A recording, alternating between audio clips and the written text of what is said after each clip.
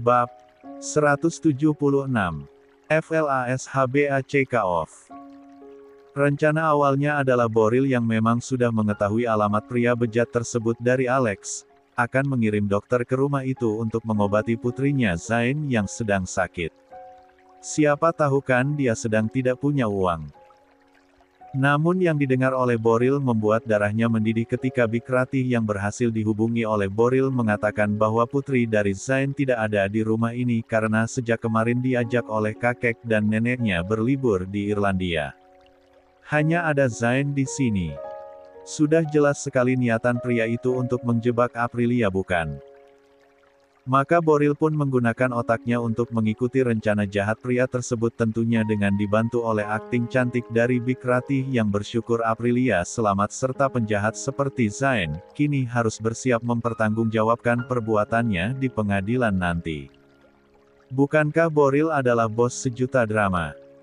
Roman picisan yang dibawakan Zain, terlalu mudah terbaca sang Casanova. Zain Airlangga jelas bukan lawan main yang seimbang bagi Boril Fabian Rohichan. Page 33. Bagi Boril, perbuatan Zain yang buruk dengan membuat skenario untuk melecehkan istrinya, bukan hanya membuatnya marah tapi juga sekaligus miris. Zain ini tampan, masih muda dengan karir cemerlang. Tentu pundi-pundi kekayaannya pun banyak dan akan banyak pula wanita yang bisa dia jadikan sebagai kekasih atau bahkan istri. Tapi kenapa dia malah menginginkan istri orang lain? Seburuk-buruknya kelakuan seorang Boril Fabian Rohichan di masa lalu yang seringkali ia sesali ketika sedang sendiri, tapi tak pernah sekalipun ia melakukan cara kotor untuk mendapatkan perempuan. Malah lebih sering mereka yang datang seni diri padanya. Menjebak dengan obat tidur, istri orang pula. Memalukan kaumnya saja. Tahukah Zain kalau Aprilia sangat anti diberi minum oleh orang asing sekarang? Pelajaran berharga yang membuat Aprilia hilang kendali akibat minuman, tak akan terulang kembali. Por Zain, yang kau inginkan adalah wanita yang sangat mencintai suaminya meski perbedaan usia mereka yang begitu jauh. Cintanya tak akan tergoyahkan. Sudah diuji coba dengan berbagai macam ujian dari yang medium sampai yang ekstra berat tapi malah membuat cintanya semakin melekat. Yang kau lawan adalah bos sejuta drama yang sudah insyaf dari dunia Casanova. Trik seperti Zain, hanya membuat seorang Fernando Jose tertawa saja. Ah, kalau gue sih jadiin perkedel dulu baru lapor polisi, ucap Andika geram kala mendengar kalau Zain Airlangga diserahkan ke pihak berwajib.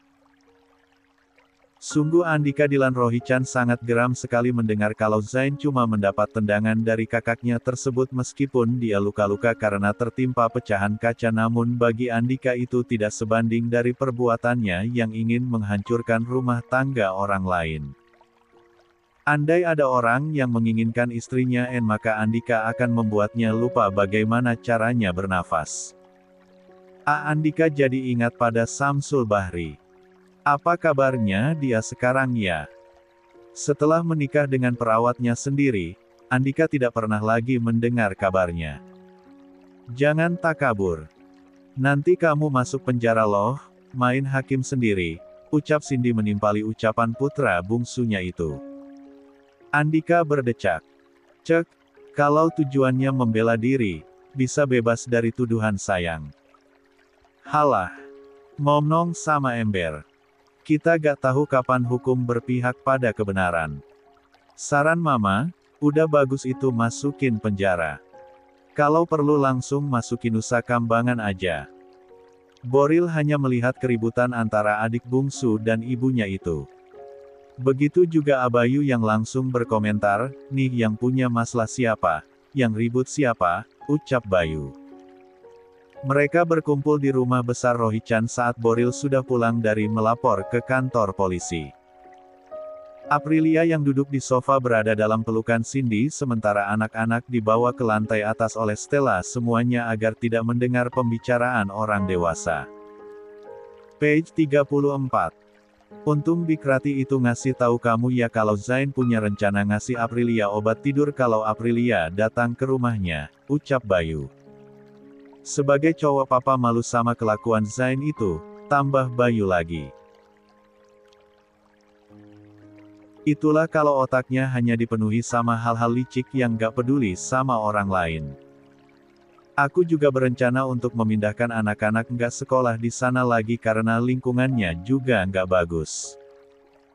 Wali murid di sana terlalu ikut campur dengan urusan pribadi orang lain, bahkan gurunya Azam dengan mudah ngasih nomor Aprilia ke Zain tanpa konfirmasi ke Aprilianya terlebih dahulu. Gue setuju sih bang. Andika lalu melihat ke arah Riani, gimana? Setuju? Tanyanya. Riani mengangguk lalu tersenyum tipis. Terkadang Andika ini merasa Riani memang kebalikannya dari Aprilia. Jika Aprilia terlalu baik hati dan selalu menebar senyum sehingga disukai oleh orang-orang di sekelilingnya, maka Riani adalah kebalikannya. Jangankan senyum pada orang-orang di sekelilingnya, Andika saja sangat sulit mendapatkan senyum si bule Pangalengan. Tapi anehnya, walau setting dijutekin istri sendiri, Andika makin lama makin cinta padanya. Riani is an extraordinary. Ah, malam lama sekali ya. Kalau melihat dari segi obrolannya, mereka akan lama selesai dan Andika akan lama menunggu untuk mengajak Riani ke kamar. Mau ngapain Bram? Set. Jawabannya hanya boleh diketahui oleh orang dewasa. Kamu ikut Alex? Tanya Andika pada Alex ketika mereka membicarakan niatan untuk memindahkan sekolah anak-anak mereka. Saya tanya Stella dulu om. Tapi saya yakin kalau Ophelia pasti setuju kok. Ucap Pangeran Brebes yang diminta kembali oleh Boril untuk mengurus dan menemaninya lagi di perusahaan. Karena walau bagaimanapun Boril ini tidak bisa jauh dari sang menantu. Meskipun dia menolak akan kenyataan itu saat diejek Bayu dan Cindy, namun nyatanya dia ketergantungan pada Alex Sarjono. Sesayang itu memang Boril pada Alex. Mama kadang nggak habis pikir ya. Apa Zain itu gak mikirin nasib anaknya ya? Kalau sampai dia melakukan kejahatan dan berurusan dengan hukum, kan dia harus dipenjara terus, nanti anaknya gimana? Bukannya anaknya itu juga sakit dan ibunya pergi nggak tahu kemana? Tanya Cindy yang langsung membuat Aprilia teringat pada gadis kecil yang memang terlihat selalu muram itu. Greya. Tidak tahu apa-apa, dia hanya didoktrin oleh ayahnya sesuai dengan kemauan sang ayah. Sehingga tumbuh menjadi anak manja dan terbiasa mendapatkan apa yang dia inginkan. Dia hanyalah anak kecil polos yang tumbuh sesuai dengan arahan ayahnya, sangat membutuhkan bimbingan sekali apalagi dia sedang sakit seperti itu. Boril melihat wajah istrinya yang terlihat seperti berpikir itu. Jangan pikir untuk coba-coba adopsi lagi ya Yu, ujar Boril. Semua mata kini tertuju padanya. Aprilia melepaskan dengan pelan pelukan pada pinggang mertuanya tersebut, kemudian duduk tegap dan melihat suaminya. Siapa yang mau adopsi? Tanya Aprilia. Udah kebaca dari wajah kamu, omel Boril. Aprilia merengut. Ia hanya kasihan tidak berniat sampai ke arah sana. Page 35. Greya itu ya? Meskipun ibunya nggak tahu sekarang keberadaannya ada di mana dan meskipun nanti bapaknya di penjara, tapi dia masih punya kakek dan nenek. Mereka orang berpunya. Mas udah cari tahu dan tolong dia, bukan urusan kamu lagi. Tambah Boril lagi. Bukan tanpa alasan jika ayah dari 3 orang anak itu mengatakan hal demikian, karena dia sangat mengenal watak dan sifat istrinya yang mudah sekali kasihan pada orang lain. Bukan tidak mungkin mendengar Greya seperti itu. Bisa saja Aprilia berubah pikiran untuk membawanya pulang seperti bayi dari almarhumah Wanda kala itu. Aprilia merengut karena tuduhan dari suaminya sama sekali tidak benar itu. Aku juga gak mau mas, ujar Aprilia. Boril membuang nafasnya lelah. Ia akan lanjut bicara lagi, namun Alex yang duduk di sebelahnya, langsung memberinya minum dari cangkir di atas meja. Minum dulu pak. Cek saya gak haus Alex, tolak Boril. Iya. Tapi diminum aja dulu supaya bisa nenangin hati papa yang lagi panas. Cindy, Bayu dan Andika ingin sekali tertawa melihat asisten sekaligus menantu dari Boril itu yang sangat mengerti keadaan papa mertuanya dilihat dari wajahnya yang memerah serta alisnya yang bertaut bukan tidak mungkin Boril akan marah-marah pada istrinya dan sebelum itu terjadi maka Alex mencegahnya terlebih dahulu. Cindy memperhatikan Boril yang menurut pada Alex untuk minum denya. Makin lama kalian makin mirip loh. Hampir saja Boril tersedak denya.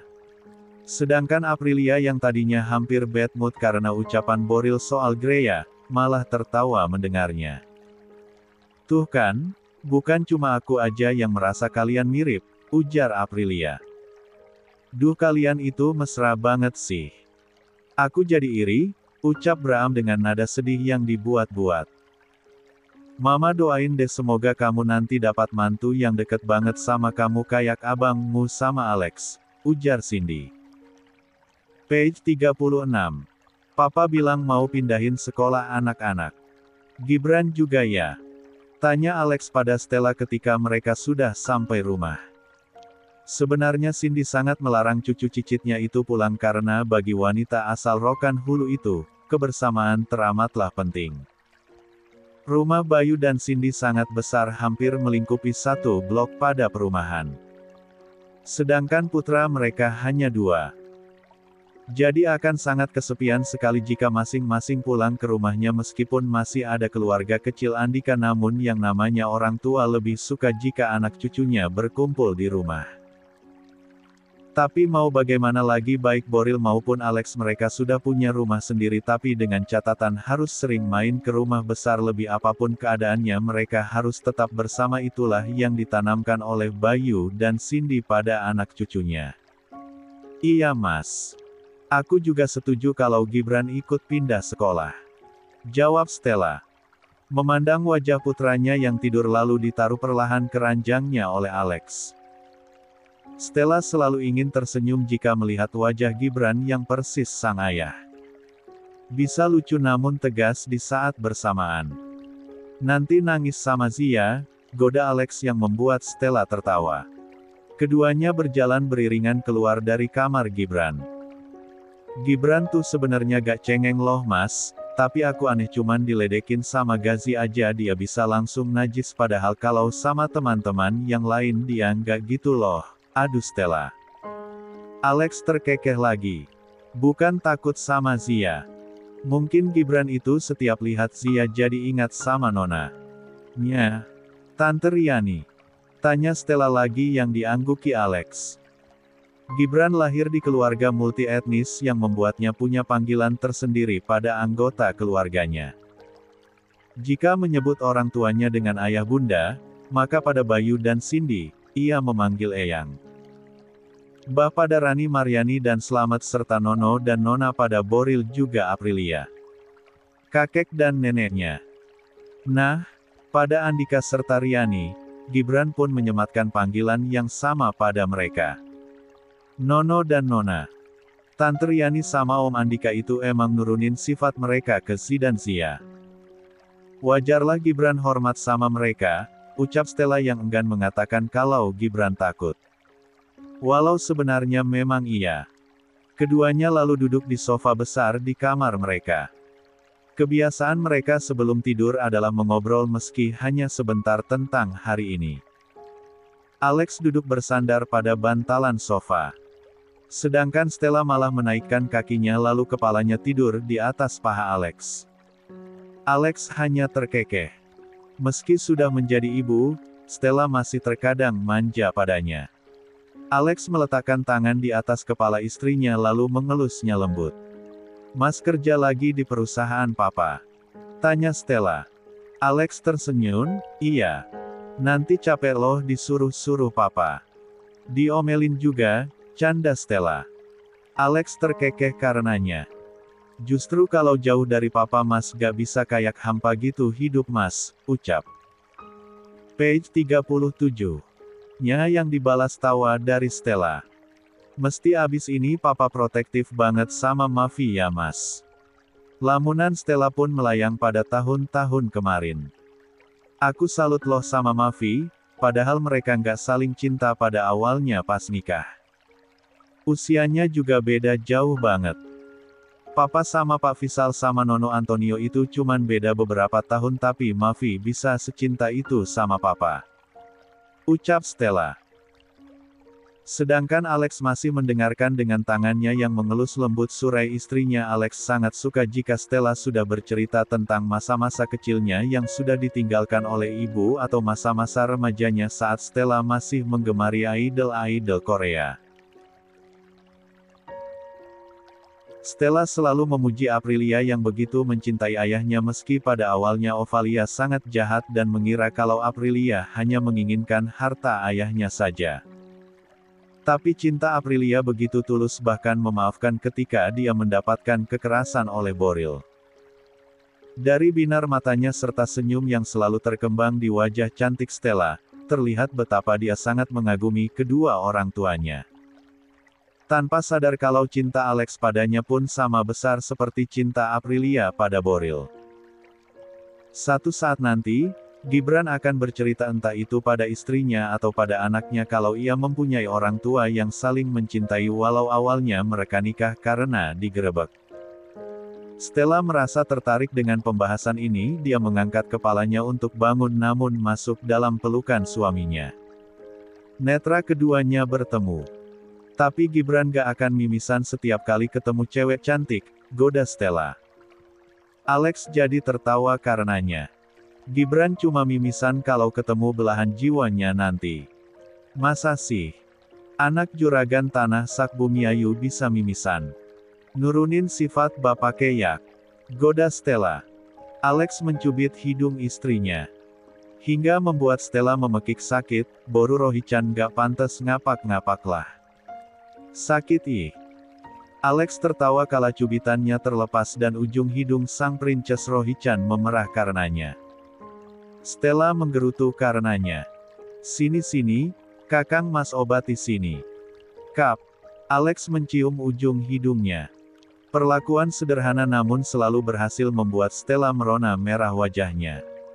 Sang suami, Alex Sarjono memang tidak pernah menyatakan terang-terangan cintanya seperti sang papa atau larik bagian Rohichan yang selalu mesra dengan Mavi dimanapun mereka berada. Tapi Alex Sarjono adalah tipe laki-laki bertanggung jawab yang bisa menempatkan rasa kasih sayangnya pada istri dan anak tanpa harus diketahui orang lain namun bisa membuat nyaman keluarga kecilnya. Stella lalu memeluk lagi suaminya itu. Mas belum mandi loh, ucap Alex namun memeluk juga istrinya. Biarin, aku mau gini aja. Sampai pagi kalau bisa. Alex pun tak bisa menolak jika sang istri mulai bermanja padanya. Ia bersyukur meskipun Ovalia berasal dari keluarga yang berada dan terbiasa dilayani seperti Tuan Putri namun Stella sangat menurut padanya bahkan untuk sementara tidak melanjutkan lagi kuliah hanya demi fokus mengurus buah hati mereka. Stella bilang jika Gibran sudah bisa ditinggal sekolah, sudah bisa berangkat hanya diantar oleh sopir, maka baru dia akan melanjutkan kuliahnya lagi. Sebuah keputusan yang sangat Alex. Page 38. Hargai. Terkadang memang jodoh tak bisa ditebak datangnya. Ia tak menyangka hanya dari sebuah penggerebekan di dapur oleh Angelina Jolie-nya Andika malam itu, bisa membuatnya berjodoh dengan putri bosnya.